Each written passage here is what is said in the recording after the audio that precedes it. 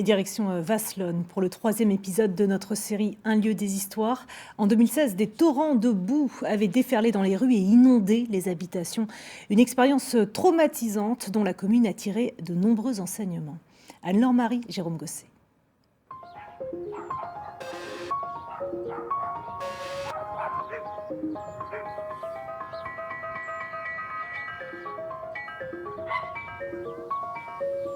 Depuis le printemps 2016, les habitants de Vasselonne ne regardent plus le ciel de la même manière. Lorsqu'il s'assombrit, l'inquiétude est palpable, tant les coulées de boue et les inondations de ce funeste mois de juin sont dans toutes les mémoires.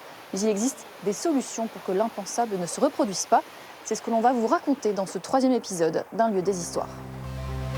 Sauf que les solutions, ce n'est pas comme la pluie. Elles ne tombent pas du ciel. Études de terrain, études d'impact. La municipalité de Vasselonne a travaillé main dans la main avec le SDEA, le syndicat des eaux et d'assainissement d'Alsace-Moselle.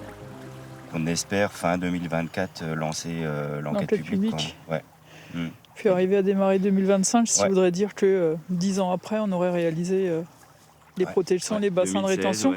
En effet, 3 bassins de rétention d'eau vont être aménagés en amont de la ville, dont un ici. Pas question de bétonner, les bassins seront constitués de digues en herbe et hautes de 4 mètres. 10 ans, on a l'impression que c'est long mais c'est court. On a l'impression que c'est long, en tout cas de la part des habitants qui ont été touchés et qui reviennent, qui nous en parlent régulièrement. Mais c'est très court sur un dossier de ce genre-là. On a dans certains secteurs où ils y sont depuis bien plus longtemps, depuis une quinzaine d'années, ils ne sont pas encore arrivés au bassin de rétention. Donc on essaye vraiment de pousser à la roue et de faire que les études, les enquêtes, tout ça, ça se succède avec le moins de perte de temps possible.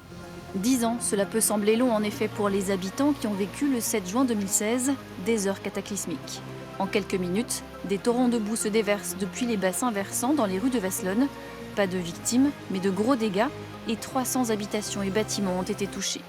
L'eau boueuse est montée jusqu'à 1 mètre.